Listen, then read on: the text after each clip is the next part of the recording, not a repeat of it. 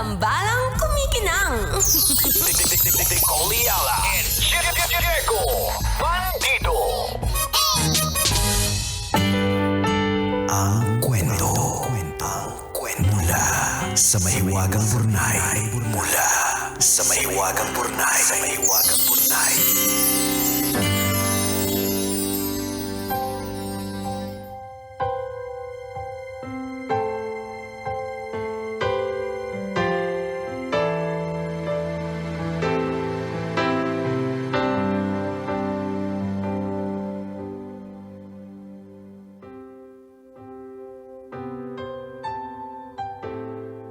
Dear kumikinang na tambalang ni Oliala at Diego Bandido.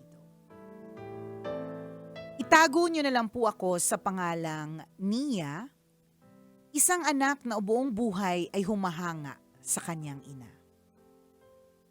Ang sulat pong ito ay mula sa puso ko na naglalayong magbigay pugay kay mama. At sana po, mapakinggan niya at ng iba pang mga nanay na katulad niya. Single parent po si mama. 3 kaming magkakapatid na mag-isa niyang pinalaki. Araw-araw siyang kumakayod para mairaos ang pambayad sa kuryente, tubig, matrikula at iba pang pangangailangan. Binibigay niya po sa amin lahat kahit wala nang matira sa kanya. Kahit kailan, hindi po siya nagreklamo. Dumating ang panahong nagmahal siya ulit. Hirap sa buhay yung lalaking minahal niya.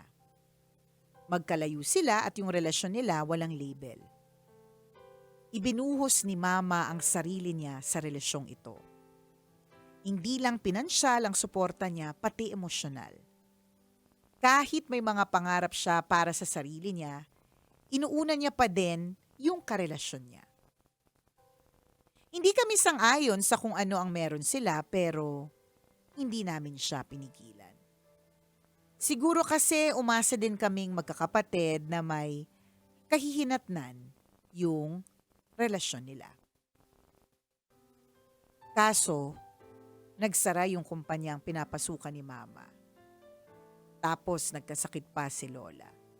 Sa halip na damayan, iniwan si mama. Pagkatapos ng 8 taon, sinabi na lang kay mama na hindi na siya mahal at may mahal ng iba yung karelasyon niya. Doon ko nakita ang pagkawasak ni mama. Tahimik siyang gumuho.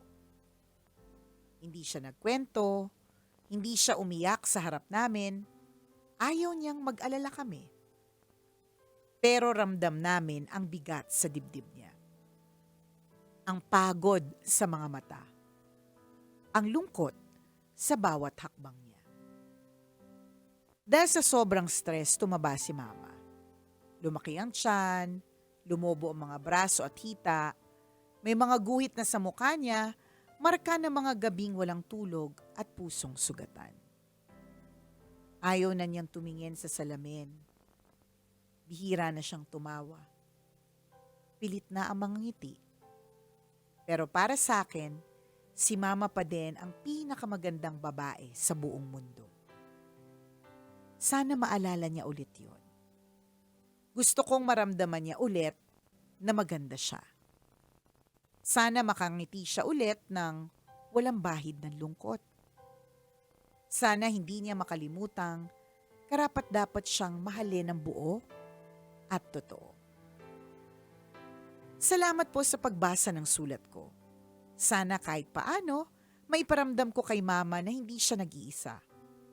At para sa mga nanay na katulad ni mama na nakaranas na ng maraming pasakit pero patuloy na lumalaban, panalangin ko na sana sa dulo, makaramdam din kayo ng kaginhawaan, saya at pagmamahal.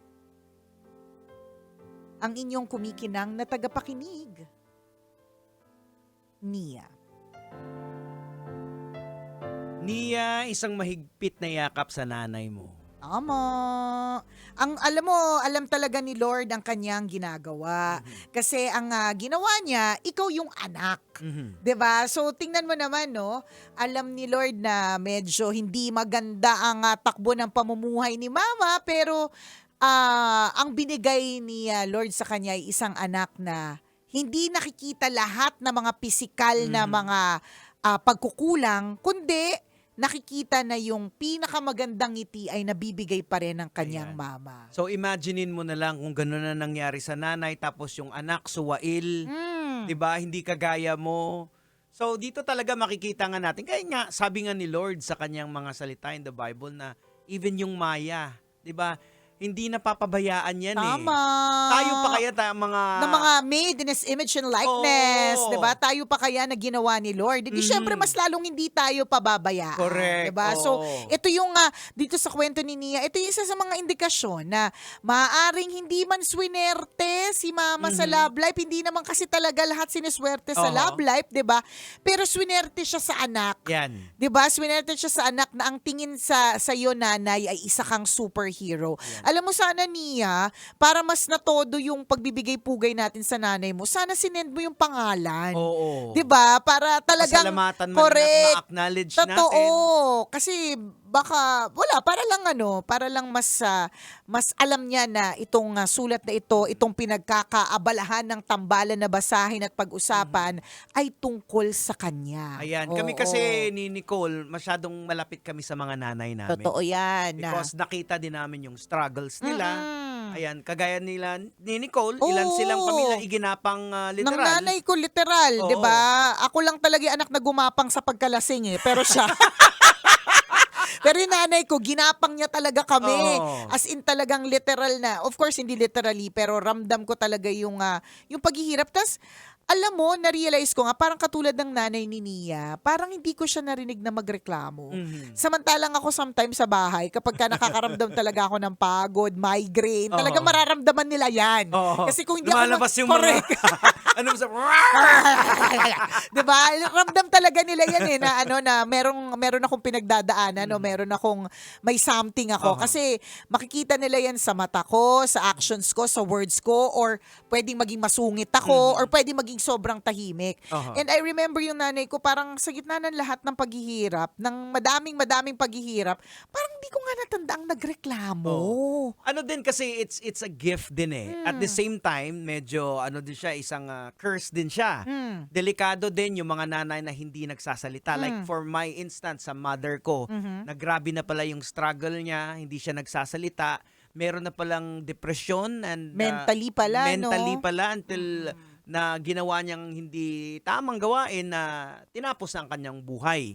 So ibig sabihin with this sharing of Diego, just in case hindi nyo pa ito alam, it is important na to check on your parents. Yan. Hindi po porke parang katulad ng nanay ni Nia na hindi nagreklamo, kahit na mukhang matindi yung pinagdadaanan, 'di ba? Ibig sabihin nito na okay lang Yan. siya. They may be strong On the outside. in the outside, emotionally kaya nila, pero yung mental battle, yun yung pinakamahirap sa lahat. Yun, 'di Yun ba? yung pinakamahirap sa So lahat. dapat lagi natin sila talagang kinukumusta at Oo. ina-assure at Yan. pinakikinggan. Yan. Oo, yun din Minsan, hindi din naman nila kailangan ng answer mula sa'yo kasi minsan yung mga advice natin nakakadagdag kesa nakakagaan di ba? Oo. May mga ganyan tayo. So, kailangan lang open ka to lend an ear. Mhm. Di ba? Pakinggan mo siya kung meron siyang mga reklamo, mga angst. Oo. Hayaan mo siyang sumigaw sa'yo, di ba? Ayan. Kasi may mga tao kasi kuminsan na parang yung feeling nila ayaw nila makadagdag problema sa ibang tao kaya mananahimik sila. Pero Oo. grabe yung struggle ng mga Hindi yan. po, may mga iba katulad ng nanay ko na hanggang ngayon buhay na buhay at hanggang ngayon ganun pa rin siya. Yeah. Parang na-realize Kaya ko, nga sabi ko kanina, it's a gift, oo, but for some, it's a curse, di yan, ba? oo. Kasi hanggang ngayon parang ganun siya, parang bihira talaga siya Chill na magreklamo. chill nga si Mami. Sobrang chill siya, tapos ako ang dami kong hanash. Laging ang dami kong hanash. So, lagi din natin silang kakamustahin. And tama ito yung ginawa ni Nia na bigyan ng pagpupugay kahit Aha. hindi Mother's Day. Aha. Actually, yun nga yung mas magandang pagpupugay yung walang okasyon, Totoo. pero binibigyan mo ng pugay. Kasi Oo. kung halimbawa may okasyon, binigyan mo ng something, pinuri mo, flinex mo sa social media, normal yun. Kasi Because of syempre, the occasion. there is an occasion. Ito, pero, very napaka-genuine correct. ng diba, feeling eh. ni Oo. Nia, na parang hindi Mother's Day, it's Oo. just an ordinary day. Diba? Ito talaga yung literal. Gulatin mo yung nanay mo, diba? No. Surprise mo siya kahit hindi Mother's Day. Ayan. So, every day is a chance. Correct. 'Di ba? Habang nabubuhay ka at nabubuhay pa siya. 'Di ba? Sa totoo lang kasi gusto natin na mabuhay ng matagal na panahon ng mga nanay natin, Yeah. pero hindi natin alam kung hanggang kailan lang Oo. talaga. So habang nagigising ka at nabubuhay ka at bumabangon ka sa umaga at buhay din ang nanay mo, iparamdam mo ang Oo. pagmamahal. Kaya nang sinasabi namin palagi dito sa Tambalan, especially kay Nicole, na wag mong sabihin sa isang tao na okay lang kasi Hindi naman talaga okay. Kahit hindi dumadaing, pero nakikita mong hindi okay, Mm. ano lang naman yung kamustahin, Kaya nga. iparamdam mo yung pagmamahal. Tsaka 10K. Oo, yan. Tapos kagad. Kung ano man yung hinaing niya at kung ano man yung nararamdaman niyang bigat, for sure gagaan. Yan, lagay mo sa likod. Di ba? Totoo. Sampalin mo siya ng 10K. Feeling ko talaga makakatulong, di ba? So ikaw, Nia, ganun yung gawin mo kay nanay, ha? Kasi nakita mo naman, tingnan mo, maaaring kaya lumaki yung katawan, lumobo kasi nagpabaya ng sarili, nag-stress eating. Pero kung hindi rin naman siya nag-stress eating, pero nakita mo na medyo lumobo, baka naman may health condition. Yan, posible yan. So kailangan din nating Oo. tanungin at i-check. Ganon. Hindi po lahat ng mga matatapang pababayaan natin. Matapang naman, Oo. kaya niya naman yan Hindi, Sometimes, they need yung konting tapik lang sa Tama. shoulder. Yung sasabihin na kaya mo yan. Alam mo, Oo. meron nga ako nakausap recently. Ito, nung kakilala ko. Eto na! Ang kakilala! Yung kakilala ko, Oo. Jegs. Ano siya, parang tungkol naman sa kanyang boss, kwento niya na hindi naman, sabi niya, alam mo, mas mahalaga pa sa akin yung tapik sa likod at yung pagsabi na ang galing ng ginawa ko or maayos yung ginawa mo, ha. Sabi niya, mas maganda pa yun kesa sa i-increase niya yung sweldo ko. Kasi ganun, sabi ko talaga, ako kasi mas gusto ko yung increase sa sweldo eh. Sa amin, ganun kami. Oo. Tapos na kami dun sa pat on the back. Tapos na kami sa motivated kami kasi pinuri kami. Dun kami sa motivated kami kasi dinagdagan kami ng 5K. Tama. Anyways, the point is, ang sinasabi niya lang is, my point also is, ganun kahalaga yung words. Na akala mo lang, wala lang yung pagkamusta mo at pagsabi na, oy, you're doing a good job. Good job. 'Di ba, ma? Ang galing ng ginawa mo, ha. Idol talaga kita. Yung mga ganyan. Akala mo wala lang yan, pero 'di ba, for others, pag sila'y nakatanggap nun, yan na yung magsusustain sila sa kanila for the next how many years.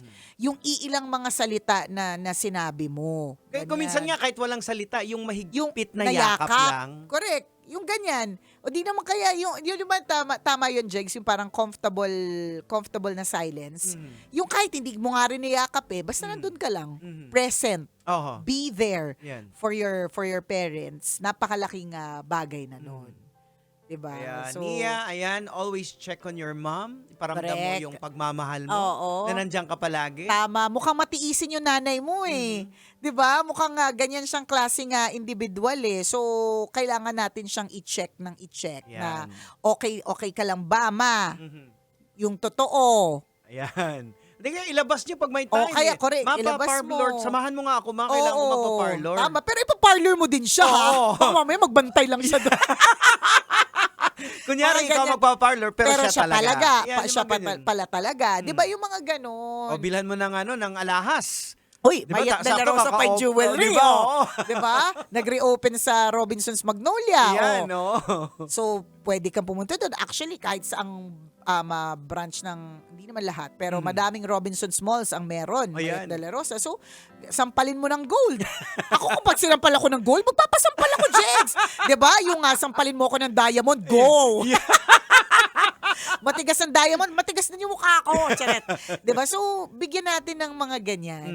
And natin alam, kailangan na pala nila or Oo. they are on the verge of giving up. Ayan. Pero dahil binigyan mo ng yakap na mahigpit, binigyan mo ng alahas na gusto niya. Yan. Diba? Biglang nakikita niya, Ay, may parang liwanag pa pala may sa liwanag world. Pa yan. May dahilan pa pala para mabuhay. Oo. So Madami- parang bumalik yung sigla Correct. ni nanay. Madami pa palang nagmamahal. Yan. Yan. Salamat, Nia, for sharing your story with us. Yan. Sa mga gusto magbahagi ng kanilang mga kwento, pwede nyo pong i-email Correct. sa amin. mahiwagangburnaystory@gmail.com. Ayan, hanggang dito na lang po muna ang tambalang kumikinang muli. Ako pong kumikinang na ulo, Diego Bandido. At akong kumikinang ina mo, Nicole Liala. Kailangan pa bang i-memorize yan? Basic!